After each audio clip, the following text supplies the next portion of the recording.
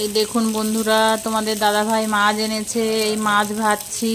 মাছটা ভাজা হয়ে গেছে, মাছটা এখন নামিয়ে নেব।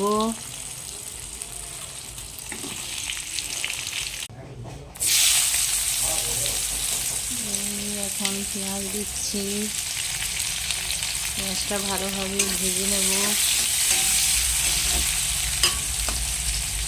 দিয়ে দিয়েছি হলুদ লঙ্কা গুঁড়ো, দিয়ে ভালো করে কষবো, তারপরে জল ঢেলে দেব। দিয়ে দিয়েছি, এখন সবজিটা একটু কষিয়ে নেব ভালোভাবে, তারপর জল ঢেলে দেবো, দিয়ে মাছ দিয়ে দেবো। এই এখন একটু জিরে গুঁড়ো দিয়ে দেবো আর জল ঢেলে দেবো।